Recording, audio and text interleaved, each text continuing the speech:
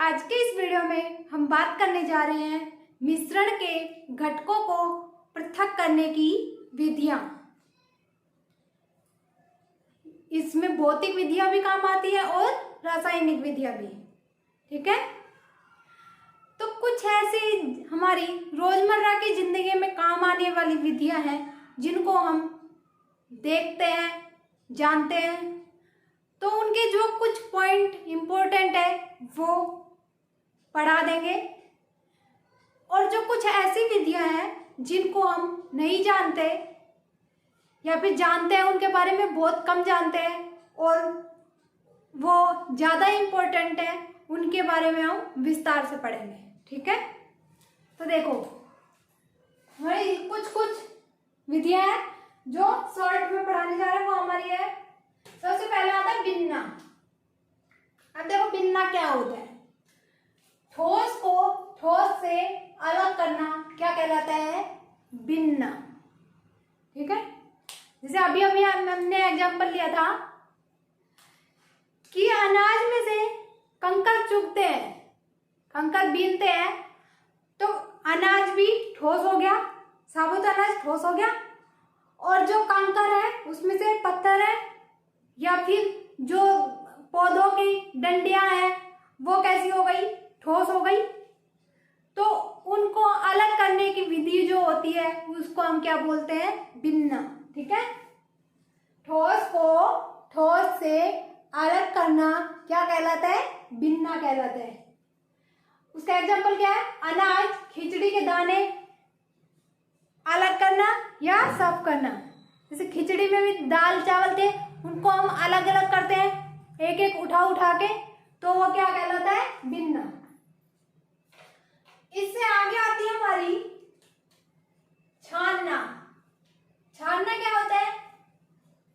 कोई भी ठोस है उसका पाउडर बना दे और पाउडर को हम छानते हैं तो पाउडर छलनी में से नीचे आ जाता है, और जो अशुद्धि मोटे रूप में रहती है या जैसे कंकर वगैरह मान लीजिए, या फिर घरों में हम छानते हैं, आटा छानते हैं या फिर बोलते हैं चून छानते हैं, उसमें से बुरादा या चोकर ऊपर रह जाता है छलनी में, और जो आटा होता है वो हमारा छलनी से नीचे आ जाता है।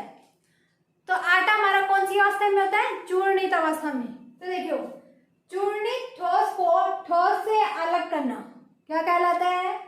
छानना। चूर्णित ठोस को, यहाँ पे हमारा चूर्णित ठोस क्या हो गया? आटा हो गया, को ठोस से चोकर हो गया, से अलग करना क्या कहलाता है? छानना कहलाता है। ठीक है, उसका एग्जांपल आटे से चोकर अलग करना। ओके, इसके बाद आता है हमारा निस्यंदन। निस्यंदन को फिल्ट्रेशन बोल देते हैं या फिल्टर विधि भी बोल देते हैं। इसमें देखो क्या होता है, ठोस को द्रव से अलग करना। जैसे पानी है उसमें कुछ अशुद्धि घुली हुई है, तो हम फिल्टर पेपर लेंगे। देखो इसमें दे रखा है, इसमें बुकनर कीप भी इस्तेमाल की जाती है। बुकनर कीप क्या होती है? इस टाइप की हमारी कीप होती है, उसको हम क्या बोलते हैं? बुकनर कीप। ठीक है, जो आमतौर पे घरों में, वाहनों में तेल डालने के लिए भी यूज की जाती है, और कुछ भी छानने के लिए यूज किया। देखो इसके यहाँ पे हम फिल्टर पेपर लगा दें और फिल्टर पेपर के ऊपर जो द्रव है अशुद्धि वाला वो डाले, तो जो हमारा शुद्ध द्रव है वो तो इसमें से छन के नीचे आ जाता है। यहाँ पे कुछ पात्र रख लीजिए, उस पात्र में नीचे आ जाएगा छन के द्रव तो, और जो अशुद्धि है ठोस है वो यहाँ पे फिल्टर पेपर पे रह जाती है। ठीक है, तो फिल्ट्रेशन किसको बोलते हैं? ठोस को द्रव से अलग करना। इसका ये नाम ज्यादा याद रखने के लिए है क्योंकि ये नाम हम भूल जाते हैं। निस्यंदन। फिल्टर विधि तो हमारी याद रहती है क्योंकि हम इसमें फिल्टर पेपर का यूज करते हैं, तो ये फिल्टर विधि तो नाम याद रह जाता है, लेकिन निस्यंदन भूल जाते हैं। तो इसमें ये निस्यंदन नाम याद करने के लिए इम्पोर्टेंट है। उससे आगे आता है हमारा चुंबकीय पृथक्करण विधि। देखो चुंबकीय पृथक्करण विधि क्या होती है? फेरस निकल जैसी लौह चुंबकीय धातुओं को चुंबक द्वारा अलग करना। अब चुंबक है वो कैसी धातुओं को अपनी ओर खींचती है? जिसमें लौह चुंबक का गुण पाया जाता है। ठीक है, किसको अट्रैक्ट करती है? लोह को। नॉर्मल हम देखते हैं कि लोह को अट्रैक्ट करती है अपनी तरफ, लेकिन कुछ धातुएं ऐसी और भी होती है, जैसे निकेल हुई, फेरस हो गई, फेरस जिसको हम लोह बोलते हैं, आयरन बोलते हैं। ऐसी लोह चुंबकीय धातु होती है जिनको चुंबक अट्रैक्ट करती है। तो ऐसे धातुओं को, जैसे मिट्टी है उसमें निकल मिला दीजिए और उसमें मिट्टी में चुंबक को घुमाइए, तो जो निकल के कण है वो चुंबक पे चिपक जाते हैं और मिट्टी वहां पे शेष रह जाती है। ठीक है, तो फेरस निकल जैसी लौह चुंबकीय धातुओं को चुंबक द्वारा अलग करना कौन सी विधि से होता है? चुंबकीय पृथक्करण विधि। ठीक है, इससे आगे आता है हमारा पॉइंट निष्पावन या फटकना। फटकना तो हम आमतौर पर घरों में यूज लेते हैं कि अनाज को फटकते हैं, उसमें से जो फसल के या पौधों के जो डंडियां होती है वो हल्की होती है अनाज के बजाय, अनाज भारी होता है, तो उसको हम फटकते हैं। तो वो अनाज के जो पौधे थे उसकी डंडियां थी वो तो बाहर निकल जाती है उछट उछट के, उछल उछल के, और जो ठोस कण जो भारी होते हैं वो हमारे जिस पात्र में हम फटक रहे हैं वो उस पात्र में ही बच जाते हैं। ठीक है, निष्पावन या फटकना बोलते हैं। ठोस में से ठोस को अलग करना क्या कहलाता है? निष्पावन या फटकना। देखो अब यहाँ पे ठोस क्या हुआ? अनाज हुआ ठोस में से, और ठोस क्या हुआ? दूसरी पौधे की डंडियां या फिर कुछ और हल्की वस्तु मान लीजिए। इसमें एक भारी वस्तु रहेगी और दूसरी रहेगी हल्की। तो हल्की जब हम फटकते हैं, उछालते हैं, तो वो हल्की वस्तु उछल के बाहर गिर जाती है और जो भारी वस्तु होती है वो उसमें शेष रह जाती है। लेकिन इससे अशुद्धि पूरी तरह से अलग नहीं की जा सकती।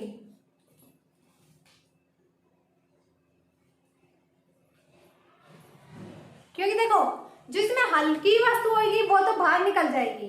ठीक है, लेकिन इसमें जो भारी, जैसे कंकर पत्थर अनाज में होते हैं, वो अनाज भी भारी होते हैं और कंकर पत्थर भी भारी होते हैं।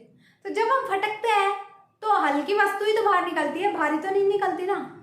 तो फिर कंकर पत्थर उसमें से नहीं निकलते, उसमें कंकर पत्थर शेष बच जाते हैं। ठीक है, तो इसको हम बोल सकते हैं, ये कौन सी विधि, कैसी विधि है? अशुद्ध विधि, ये भी लिख सकते हैं इसको। ठीक है, यहाँ अशुद्ध विधि है।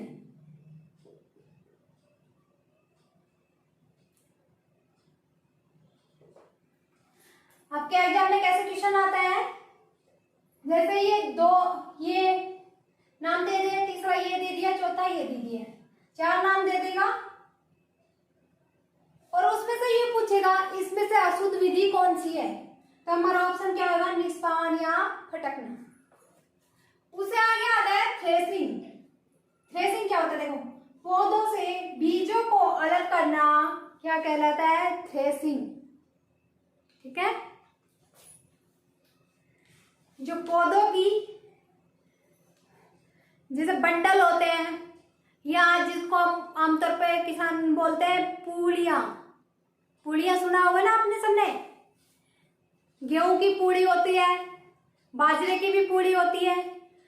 तो गेहूं की पूड़ी होती है तो या तो पहले जमाने में उसको फटक, मतलब जैसे पत्थर पे मारते थे तो उसमें से जो गेहूं के दाने थे वो अलग हो जाते थे, या उन पे पूड़ियों पे बैल को चलाया जाता था और बैल के चलने से, पैरों से वो अनाज निकल के बाहर गिर जाते थे और फिर उसमें से वो जो चारा बचता उसको अलग कर लिया जाता था।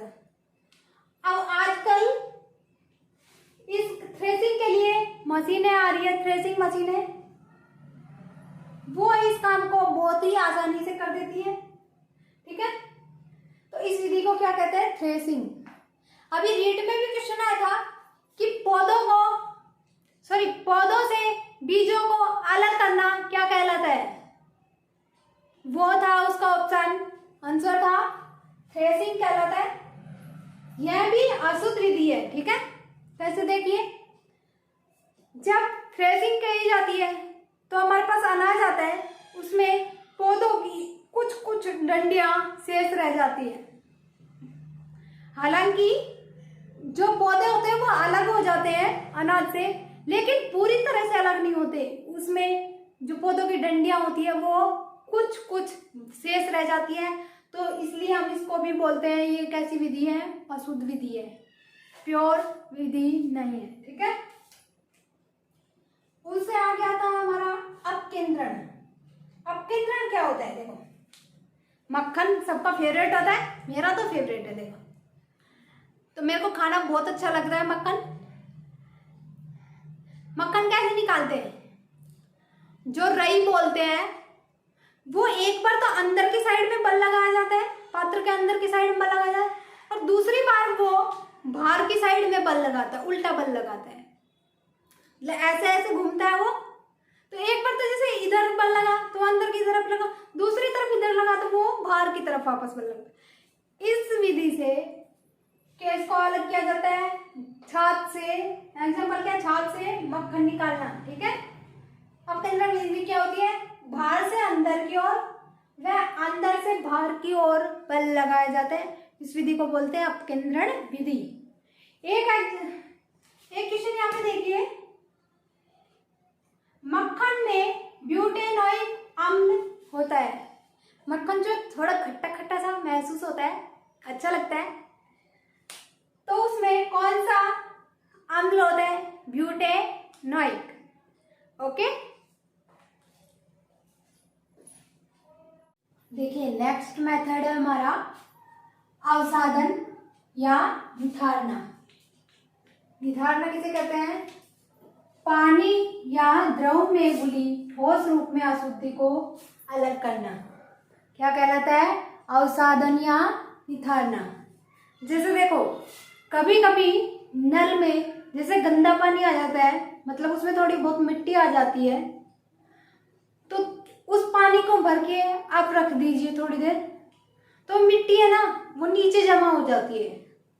और आप लोगों ने भी देखा होगा, क्योंकि अक्सर ये प्रॉब्लम हो जाती है, तो उसको क्या बोलते हैं? अवसादन या निथारना। ठीक है, अब देखो अवसादन या निथारण किस किस वो पदार्थ की सहायता से कर सकते हैं? जल को शुद्ध करने में सहायक पदार्थ कौन कौन से हैं? फिटकरी, या जिसको हम बोलते हैं पोटास एलम, ये इसका नाम याद रखने के लिए इंपॉर्टेंट है। इसका फॉर्मूला होता है K2SO4 Al2SO4 की होल थ्राइस 24H2O। क्या होता है? K2SO4 Al2SO4 की होल थ्राइस 24H2O। ओके, जैसे इसको टंकी में डाल दीजिए, तो टंकी में जो भी गंदगी है ना वो नीचे जम जाती है और पानी ऊपर का सारा प्योर हो जाता है। ठीक है, वो पानी नुकसान नहीं करता, वो प्योर पानी बन जाता है। उसके बाद आता है दूसरा पोटेशियम परमैंगनेट। पोटेशियम परमैंगनेट किसको कहते हैं? KMnO4। इसको क्या बोलते हैं? लाल दवा भी कहते हैं। क्या कहते हैं? लाल दवा किसे कहते हैं? पोटेशियम परमैंगनेट को। थर्ड नंबर का आता है Cl2 गैस। Cl2 मतलब क्लोरीन गैस, और वो किसके रूप में? CaOCl2 के रूप में यूज करते हैं। इस CaCl2 को क्या बोलते हैं? जल्दी जल्दी कमेंट कीजिए, क्या बोलते हैं? CaOCl2 को बोलते हैं विरंजक चूर्ण, जो कि कपड़ों पे लगे धब्बे साफ करने में भी काम आता है। और जो ये डाई करते हैं कपड़े, उनको एक बार व्हाइट किया जाता है, फिर दोबारा से कलर किया जाता है, तो व्हाइट करने के लिए ये विरंजक चूर्ण काम में लिया जाता है। विरंजक का मतलब है, वी मतलब हटाना, रंजक मतलब रंग। ठीक है, तो हम ऐसे याद रख सकते हैं कि कपड़ों का रंग हटाने के लिए, मतलब उनको व्हाइट करने के लिए कौन सा पाउडर यूज किया जाता है? विरंजक पाउडर, जिसको कैल्शियम ऑक्जा क्लोराइड बोलते हैं, CaOCl2। ठीक है, उसके बाद आता है आयोडीन। आयोडीन भी आप छोटा सा आयोडीन पूरी टंकी में डाल दीजिए और टंकी का पानी प्योर हो जाएगा। ऐसे ही आता है चारकोल। चारकोल देखिए, बहुत सारे फेस वॉश होते हैं, उनमें बोलते हैं कि चारकोल है इसमें। तो चारकोल क्या करता है? चारकोल किसको बोलते हैं? कोयला को। कोयला का जो बुरादा होता है उसको चारकोल बोलते हैं। ठीक है, तो अगर इसको देखिए गंदे पानी में आप एक गिलास पानी में एक चारकोल का टुकड़ा डाल के देखिए, वो सारी अशुद्धि को अपने अंदर अवशोषित कर लेता है। इस पानी का रंग आपको भले ही मैला या गंदा दिख सकता है, लेकिन उसमें कोई अशुद्धि नहीं होती। ठीक है, कलर चाहे कैसा भी दिखे, पर उसमें कोई अशुद्धि नहीं होती है। उसके बाद आता है ऊर्ध्वपातन विधि, पृथक्करण करने की ऊर्ध्वपातन विधि। ये क्या होती है? जो अशुद्धि ठोस के रूप में होती है, उसको सीधे गैस में चेंज कर देते हैं, तो वो गैस बनके ऊपर उड़ जाता है और नीचे हमारा क्या बच जाता है? Pure metal. ठीक है, जैसे ठोस पदार्थ है उसको क्या किया? गरम किया। ये साइन किसका होता है? हीट का। ठोस है, उसको गरम किया तो किस में चेंज हो गया? गैस में। इसको क्या बोलते हैं? ऊर्ध्वपातन।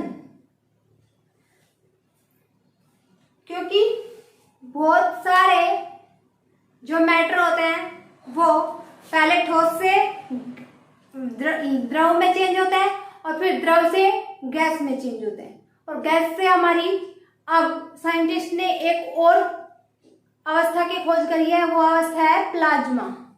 ठीक है, तो वैसे तो हम ज्यादातर जो ठोस होते हैं उनको गर्म करते हैं तो वो लिक्विड में चेंज होते हैं, लेकिन कुछ सॉलिड ऐसे होते हैं कि उनको गर्म करते हैं तो वो सीधे गैस में कन्वर्ट हो जाते हैं, और इसको बोलते हैं ठोस से जो गैस में चेंज हो जाते हैं सीधे ही, उनको कहते हैं ऊर्ध्वपातित पदार्थ। और ठोस से गैस में चेंज होने की क्रिया क्या कहलाती है? ऊर्ध्वपातन क्रिया या विधि बोल दीजिए। और इसका अपोजिट कर ले तो हम कि गैस को सॉलिड में चेंज करें, मतलब गैस की हीट कम कर दे, टेम्परेचर वहां पे गैस का टेम्परेचर कम कर दे और वो गैस सीधे सॉलिड में कन्वर्ट हो जाए, तो उसको हम क्या बोलते हैं? निक्षेपण। ठीक है, एग्जाम में निक्षेपण भी पूछ लिया जाता है कि निक्षेपण किसे कहते हैं। निक्षेपण इसकी विधि नहीं है, लेकिन वैसे निक्षेपण का डायरेक्ट पूछ लेते हैं कि क्या होता है। विधि कौन सी हमारी? ऊर्ध्वपातन विधि। तो ठोस को किस में चेंज कर देते हैं? गैस में। जैसे अशुद्धि के रूप में क्या है, कपूर है, उसको किसी ठोस में कपूर मिला दो, कपूर भी ठोस के रूप में होगी और दूसरा भी ठोस होगा, फिर उनको हीट दी जाती है तो वो दूसरा ठोस है वो तो नीचे बच जाता है और जो एक कपूर है वो गैस की फॉर्म में ऊपर उठ जाता है या ऊपर उड़ जाता है।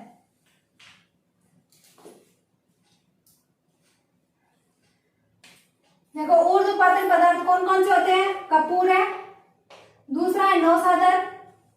नौसादर का फॉर्मूला क्या होता है, NH4Cl, या इसको हम क्या बोलते हैं, अमोनियम क्लोराइड। ये अमोनिया का सूत्र होता है, अमोनियम का NH4+ और Cl- किसका होता है, क्लोराइड का, तो अमोनियम क्लोराइड। उसके बाद आता है एंथ्रासीन, ये भी ऊर्ध्वपातित पदार्थ है, नैप्थलीन भी, आयोडीन, एंथ्राकुनेन, मर्क्यूरस क्लोराइड, मर्क्यूरस किसको बोलते हैं, Hg+2 को, तो यहाँ पे Hg+2 और Cl- क्या मिलके बन गया, HgCl2। इनके फॉर्मूले भी पूछ लिए जाते हैं तो साथ साथ में फॉर्मूले भी याद कर लीजिए और ये भी याद कर लीजिए कि ऊर्ध्वपातन पदार्थ कौन कौन से होते हैं। आगे आता है बेंजोइक अम्ल, उसका फॉर्मूला आता है C6H5COOH। ये ओइक समूह होता है हमारा, COOH, ये कौन सा समूह होता है, ओइक समूह। और ये कौन सा समूह होता है, बेंजीन। तो बेंजीन प्लस ओइक समूह मिलके क्या बनाते हैं, बेंजोइक। ये बेंजोइक अम्ल किस में मिलता है, मूत्र में, सूखी पत्तियां होती हैं, पत्ती, घास, इनमें मिलता है, ठीक है।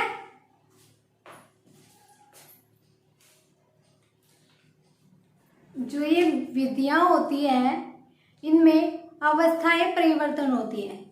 जैसे किसी से अभी हमने पढ़ा ऊर्ध्वपातन में क्या हुआ था, ठोस से गैस में चेंज हो रही थी, विक्षेपण में क्या हो रहा था, गैस से वापस ठोस में चेंज हो रही थी। एक विधि और आएगी आसवन, उसमें पहले वाष्प में चेंज होगा, गैस में चेंज होगा, उसके बाद वापस लिक्विड में चेंज होगा। तो ये सब हम ये जानते हैं कि अवस्था परिवर्तन कैसे होता है और अवस्था परिवर्तन को कहते क्या क्या है, मतलब कौन सी अवस्था को क्या कहते हैं, या चेंज एक अवस्था से दूसरी अवस्था में चेंज होना कौन सी क्रिया कहलाती है, ठीक है। तो हम अवस्था परिवर्तन के बारे में पढ़ते हैं, उससे आगे हम आगे और विधियों के बारे में पढ़ेंगे। देखिए अवस्था परिवर्तन, ठीक है, ये है ठोस, ये द्रव, ये गैस, और अभी हमने एक प्लाज्मा अवस्था के बारे में और चर्चा की थी कि अभी साइंटिस्ट ने एक और अवस्था बता दी, वो कौन सी है, प्लाज्मा। ओके, अब देखिए कैसे चेंज होती है। देखो इधर जाएंगे ना तो हम टेम्परेचर को बढ़ा देंगे, जैसे ठोस से द्रव में कैसे चेंज करेंगे, टेम्परेचर इधर जाएंगे तो बढ़ता जाएगा, और जब टेम्परेचर किसी चीज का बढ़ता है तो उसका दाब कम हो जाता है। जैसे देखिए ठोस को हम जब हीट देते हैं तो वो लिक्विड में चेंज हो जाता है, और लिक्विड को हीट देते हैं तो वो किस में चेंज होता है, गैस में। तो देखो ठोस तो हमारा मान लीजिए इतने से था, लिक्विड फैल के और ज्यादा हो जाएगा, और जब गैस बनेगी तो गैस तो बहुत ज्यादा एरिया कवर कर लेती है। इसका मतलब ये है कि उसका दाब कम होता जाता है, ठीक है। तो जब ठोस से हम प्लाज्मा की तरफ बढ़ेंगे तो ताप तो बढ़ेगा और दाब है वो घटेगा, ठीक है। इधर से ऐसे देखिए, जब प्लाज्मा से हम ठोस की तरफ जाएंगे तो हमारा ताप है वो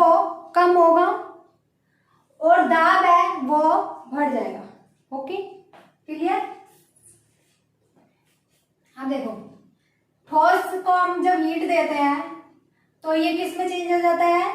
द्रव में। ये एरो का निशान इसके ऊपर है तो ये किस में चेंज हुआ? द्रव में।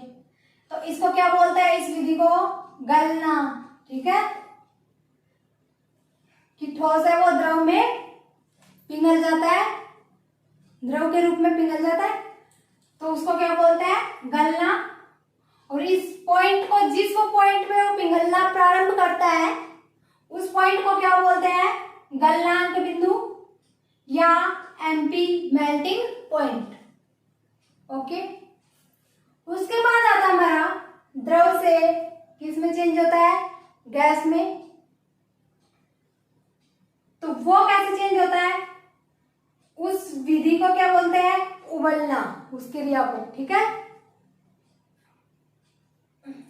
और उस पे जिस भी पॉइंट पे, जितने डिग्री सेल्सियस पे वो द्रव है वो गैस में चेंज होना स्टार्ट हो जाता है, मतलब भाप में बदलना चेंज हो जाता है, उसको क्या कहते हैं? बॉइलिंग पॉइंट या क्वथनांक बिंदु। ठीक है, वो कितना हमारा? 100 डिग्री सेल्सियस। फिर जब गैस से हम 100 डिग्री से अधिक टेम्परेचर देते हैं तो वो किस में चेंज होने लग जाता है? वाष्प में। ठीक है, वो सारे वेपर के रूप में बन जाएगा। लेकिन जब हम इसको 100 डिग्री से भी बहुत ज्यादा ताप देते हैं तो वो किस में चेंज हो जाता है? प्लाज्मा में। ओके, मतलब 100 डिग्री से थोड़ा बहुत ज्यादा देते हैं तो वो किस में चेंज होता रहता है? भाप में चेंज होता रहता है। लेकिन अगर बहुत ज्यादा दे देते, जैसे 2000-3000 डिग्री सेल्सियस ऐसे दे देते हैं तो वो किस में चेंज हो जाता है? प्लाज्मा में। प्लाज्मा में क्या होता है? ये आयनीकरण, मतलब जो गैस होती है वो जब तो आयन जुड़े रहते हैं आपस में, और जब प्लाज्मा में चेंज हो जाती है तो वो गैस आयंस के रूप में टूट जाती है। ठीक है, जैसे एक पॉजिटिव आयन हो गया, एक नेगेटिव आयन हो गया। ओके, तो हमारी ये विधियां टेम्परेचर बढ़ाने पे आई। ठीक है, अब इससे अपोजिट देखिए क्रिया कौन सी होती है? जब प्लाज्मा में से वापस गैस में चेंज करते हैं, मतलब इस टेम्परेचर को हम क्या कर देते हैं? कम। ओके, क्या कर देते हैं? टेम्परेचर को कम। तो प्लाज्मा है वो गैस में चेंज हो जाती है और उस क्रिया को क्या कहते हैं? विआयनीकरण। मतलब जो ये प्लस माइनस आयन बने थे यहाँ पे, ये प्लस माइनस आयन जुड़ के वापस कोई अणु, परमाणु बना लेते हैं। ठीक है, अणु बना लेते हैं या यौगिक बना लेते हैं, तो इसको बोलते हैं हम विआयनीकरण।